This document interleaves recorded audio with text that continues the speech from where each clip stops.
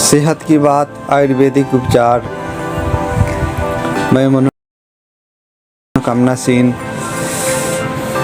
आज हम आप लोगों को बताएंगे कि जो सही चंपरास है कैसे बनता है और उसमें कौन कौन सी औषधियाँ है जो प्रयोग की जाएगी।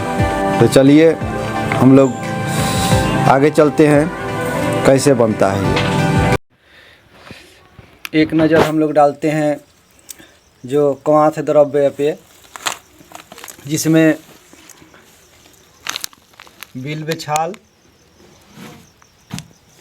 अग्निमंद, सेवनाक, पाटला, छोटी कटेरी, बड़ी कटेरी, गंभारी, गोखरू, जीवंती, अडुसा, पोखरमूल, अर्नीमूल, ये है गिलोय, अगर, पुनर्नवा, हरड़, सालपर्णी, काकानासा, कचूर, मुग्धपर्णी, कमल पुष्प, काकरा सिंघी, तगर, कमलगट्टा, दाख, ये है खस, बराहीकंद, ये अश्वगंधा, अरलूछाल, नागरमुथा,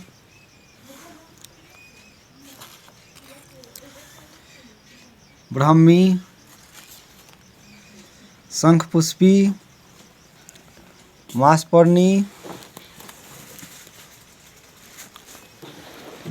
यह है सफ़ेद चंदन, यह है लाल चंदन,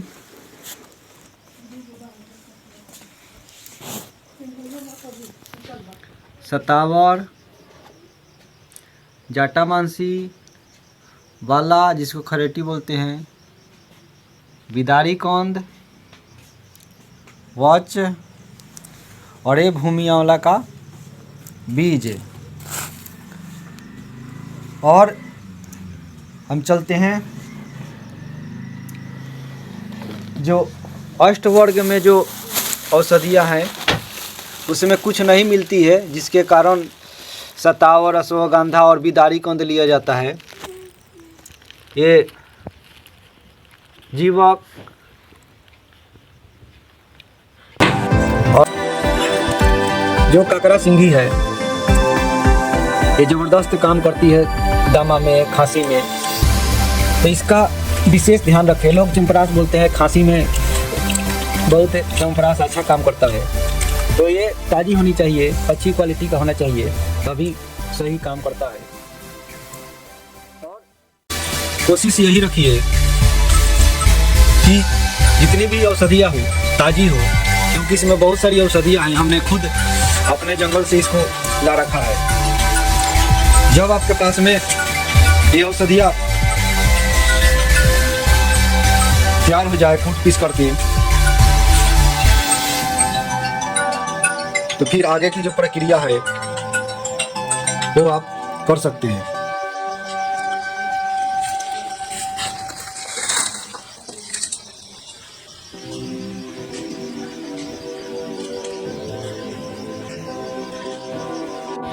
प्रक्षेप द्रव्य में यह है जायफल, यह है जावित्री, लौंग, ये नागकेसर, तेजपत्ता, दालचीनी, गोल मिर्च, यह है इलायची, यह है पिपली, और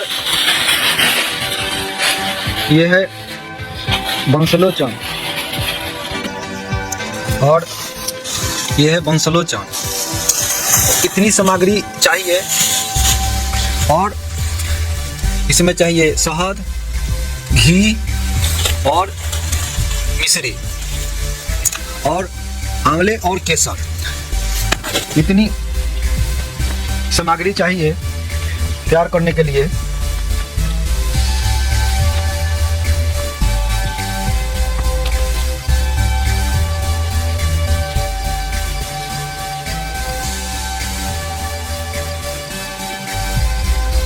ये जितनी क्वाथ द्रव्य है इनको सभी को एक में मिलाया जाएगा, दरदरा कूटा जाएगा। और जितनी प्रक्षेप द्रव्य हैं इन सबको थोड़ा बारीक कूटा जाएगा। ये आंवले का उबाला जाएगा और ये जो है सफाई चल रही है आंवले की। और ये जो पानी है ये बारिश का पानी है, जो हमने इधर डब्बे में बारिश का पानी रखा हुआ था। तो इस बारिश के पानी में इसको उबाला जाएगा। ये जो आंवले हैं अब ये उबल रहे हैं। और विशेष ध्यान रखने वाली बात ये है कि जब भी आप चंपरास को तैयार करें, औषधि को तैयार करें, तो कोशिश यही रखिए कि इसमें जो है जो अग्नि है वो लकड़ का हो या कंडों का हो, लेकिन गैस का ना हो। क्योंकि हमने देखा हुआ है कि जब भी गैस का हम लोग प्रयोग करते हैं तो भोजन पकता नहीं है सही तरीके से। इसीलिए अग्नि जो है इससे जो इसकी ताप है वो लाभदायक है और सही से जिस चीज़ को हम लोग पकाते हैं वो पक जाती है। तो अग्नि का विशेष ध्यान रखा जाए। चंपरास बनाने में लकड़ का प्रयोग किया जाए और अलमुनियम का बर्तन ना हो, लोहे की हो या फुलहा हो। तो ये देखिए उबल रहा है और आराम आराम से कोई। ये जो आंवले हैं अब लगभग में ये अब उबल चुके हैं। इसकी पहचान यही है कि ये जो है ये अब फट जाता है। ये देखिए ये जो है फट करके अलग हो गया है। और आंवले जब उबल चुके थे उसके बाद में उसका ये जो पिष्टी है उसको ऐसे रगड़ करके और जो बारीक होता है वो नीचे चला जाता है और जो इसके रेशे हैं वो बाहर हो जाते हैं। तो ऐसे जो पिष्टी है वो तैयार हो जाती है। पिष्टी तैयार हुआ है, इसमें हम लोग तिल का तेल डालेंगे, एकदम जो ओरिजिनल है, जो अपने हाथों से निकाला गया है। और उसके बाद में हम लोग इसमें घी डालेंगे। और ये घी है तो हम लोग घी डालेंगे आराम से। और इसमें घी डाला जाएगा और ये अग्नि पर ही बनेगा, बाकी गैस पर नहीं बनाना चाहिए। और इसमें घी पड़ने के बाद में इसमें हम लोग थोड़ा सा और तिल का तेल डालेंगे। इसमें 1 किलो तिल का तेल पड़ा हुआ है और ये तिल का तेल जो घर का है ये डाल दिया गया है। और धीरे धीरे इसको चलाया जाएगा। और जो अग्नि है वो एकदम कम होना चाहिए, कोई जल्दीबाजी नहीं तो उफान मार करके ये बाहर गिरने लगता है। इसीलिए आराम आराम से ये चलता रहेगा और देर तक ये पकेगा। इसमें और हम लोग घी डालेंगे। लगभग 40 किलो ये पिष्टी तैयार हुआ था, तो उसके हिसाब से इसमें 5 किलो घी चाहिए। तो हम लोग और घी डालेंगे इसमें। पिछल रहे हैं आराम आराम से। तो इसमें आंवले का पिष्टी रखा हुआ था, इसमें और घी पड़ेगा। और ये लकड़ पर आराम आराम से इसका जो ताप है वो थोड़ा थोड़ा दिया जाएगा, कोई जल्दीबाजी नहीं। और इसको आराम आराम से चलाना है, जले भी ना, नीचे नहीं लगना चाहिए। और धीरे धीरे इसको चलाया जाएगा। जितना देर तक ये चलेगा और जितना देर तक अग्नि को रहेगा उतना ही अच्छा रहेगा। जल्दीबाजी में इसको सेकाई नहीं करना है और धीरे धीरे सेकाई होता रहेगा। ये देखिए ये पिस्टी पक करके तैयार हो गया है। और ये जो है साइड में इसका जो घी है, जितना हम लोगों ने घी डाला था वो घी थोड़ा बहुत भूनने में जो वेस्ट हुआ है, बाकी एकदम घी ऐसे के ऐसे ही है।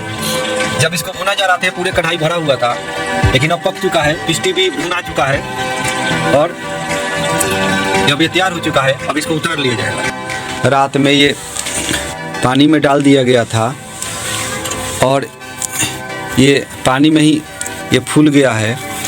अब इसको अभी आँच इसमें लगा नहीं है, लगेगा और ये पानी में ही फूलेगा। ये रात भर फूला है ये। और अब इसमें हम लोग अग्नि लगाएंगे इसका क्वाथ बनाने के लिए। ये जो क्वाथ है वो तैयार हो रहा है और ये लक्कड़ से पकाया जा रहा है। इसको लक्कड़ से जब ये पकता है तो उसका हिसाब किताब है। ये देखिए अग्नि कितनी सही लग रही है। और हम लोग ये धान का जो भूसा है इसको ज़्यादा प्रयोग इसीलिए करते हैं कि आप इसका जो ताप है कम या ज़्यादा कर सकते हैं। अभी ये ताप सही है, अगर ताप कम करना हो तो आप ये जो भूसा है इसको कम डालेंगे तो इसका ताप कम हो जाएगा और जितना चाहिए उसके हिसाब से चलता रहता है। तो ये जो है क्वाथ तैयार हो रहा है। लोहे की कढ़ाई में जब क्वाथ बनता है तो बहुत ही उसका रिजल्ट अच्छा आता है। बहुत सारे लोग हैं जिनको खून की कमी हो जाती है, उनकी आयरन की गोली दी जाती है, लीवर में परेशानी हो जाती है, पीलिया की ज़्यादा शिकायत होती है, तो उनके लिए लोहे की कढ़ाई में बना हुआ च्यवनप्राश उनका जो हीमोग्लोबिन है उसको बैलेंस करके रखेगा और खून का जो कमी है वो नहीं होने देगा। अलग से लोग आयरन की गोली खाते हैं, लेकिन इस च्यवनप्राश को खाने के बाद में उनको आयरन की गोली नहीं खानी पड़ेगी, ये गारंटी है। क्योंकि हमने अनेक लोगों को दिया है जो पहले कमजोरी महसूस करते थे, आयरन की गोली खाते थे, लेकिन जब च्यवनप्राश लगातार 3 महीने तक सेवन किए तो बहुत सारी बीमारियां उनको समाप्त हो गई और अच्छा लाभ हुआ। तो आप लोग जब भी बनाइएगा तो मौसम के हिसाब से और पात्र के हिसाब से जो आपको अच्छा लगे वैसे आप मरीज को बता सकते हैं और आप खुद बना सकते हैं। अब जो क्वाथ तैयार हो चुका है अब उसकी छनाई हो रहा है। छान करके हम लोग अब इसमें हम लोग रख रहे हैं। ये जो एक बार जाली से छानने के बाद में फिर हम लोग इसको ये मिश्री को डाला जा रहा है इसमें।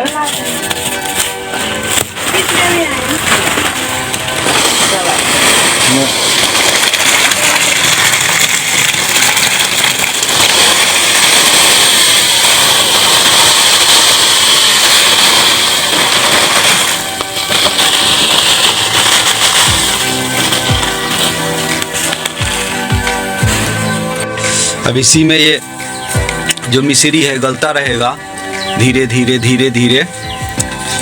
ये जो है अब ये जो मिश्री जो डाला गया था उसका पाक बन चुका है और ये जो मिश्री है जो तैयार हो चुका था पहले, अब हम इसमें धीरे धीरे धीरे धीरे पाक में इसको डाला जा रहा है और डाल करके इसमें इसको मिलाया जाएगा।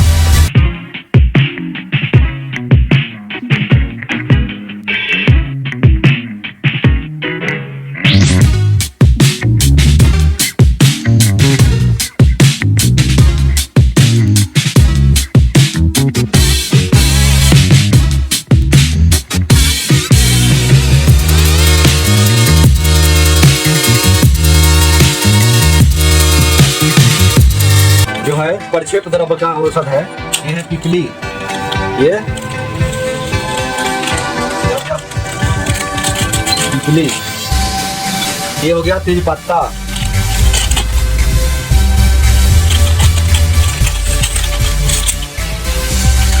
इसके बाद ये मुलैठी जो हम लोग कवात में डालते हैं, लेकिन वैद्य जी के अनुसार मुलैठी जो पढ़ना चाहिए वो प्रक्षेप द्रव्य में पढ़ने पर अच्छा लाभ देता है। तो मुलैठी जो इसमें तेजपत्ते के साथ में इसका मिश्रण किया गया है, क्योंकि पिस्ता नहीं है ये है जावित्री,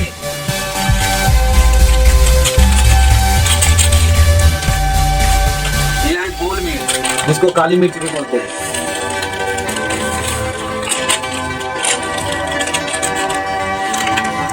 ये है लौंग,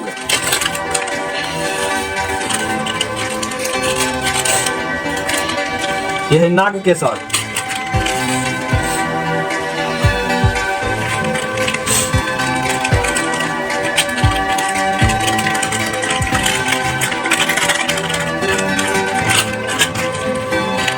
ये है दालचीनी,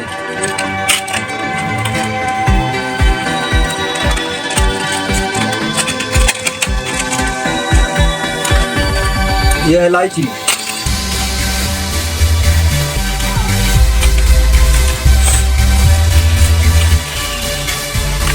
ये है जायफल,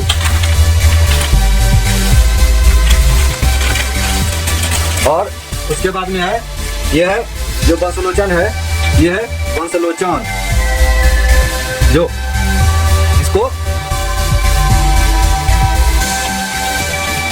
इसमें पीस लिया गया है क्योंकि ये बहुत हल्का होता है। और इन सभी को हम मिला देंगे।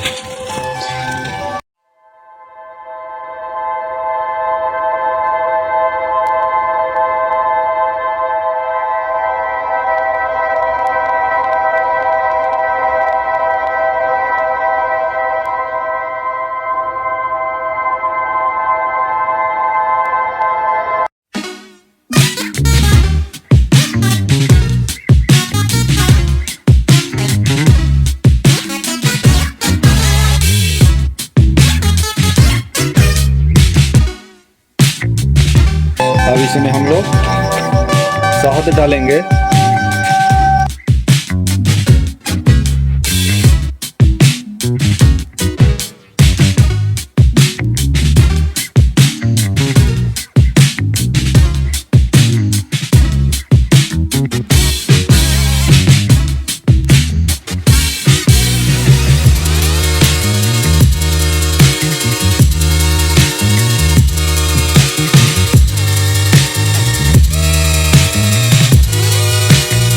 चंपरास में कौन कौन सी औषधियाँ पड़ती है और आपको वीडियो के माध्यम से सारी औषधियों को पहचान भी करा दिए हैं, बनता कैसे है ये भी बता दिए हैं, और ये बन करके तैयार होता है। तो ये देखिए इसकी जो चमक है कितनी ज़बरदस्त है, और जितनी भी इसमें औषधियाँ हैं वो कोशिश किया गया है कि वो ताज़ी ही मिले, और हमने ताज़ी औषधियों का इसमें मिश्रण किया है।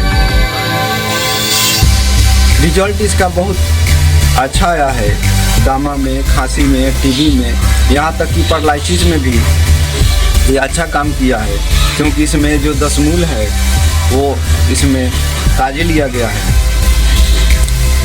और खांसी, दामा, टीबी, घुटने दर्द में भी इसका रिजल्ट अच्छा मिला है। और इसको 3-3, 4-4 महीने से खांसी थी, ठीक नहीं हो रही थी, मात्र 3 दिन के लेने से उसको खांसी से निजात मिल गई। तो ये होती है सही जड़ी बूटी, जिसका प्रयोग किया जाता है तो रिजल्ट आता है, नहीं तो अगर नकली डाल दिया जाए तो फिर रिजल्ट नहीं आए। ये देखिए इसकी चमक कितनी अच्छी है, और इसका जो स्वाद है वो आपको मार्केट में जो भी चंपरास मिलता है उससे बहुत ही अच्छा इसका स्वाद है। और एक बार जो खा लेता है उसको खाते ही विश्वास हो जाता है कि हाँ इसमें कुछ अलग बात है और ये बहुत अच्छा है। इसका जो I pray for my holy Sunday. Please God, give them strength. जो स्वाद है, आपको औषधि की एक एक औषधि का ऐसा लगेगा कि एक एक औषधि जो है वो अपना गुण बता रही है, और उसकी जो स्वाद है आपको इसको खाने से मिलेगा। तो आप लोग भी बनाइए, और अगर अच्छा लगता है आपको ये चैनल सेहत की बात आयुर्वेदिक उपचार अच्छा लगता है तो सब्सक्राइब करिए और अपना कमेंट ज़रूर दीजिए। और आप लोगों को जो भी वीडियो चाहिए, जिस विषय पर चाहिए, वो ज़रूर आप लोग बताइए। नमस्कार जी, प्रणाम, जय।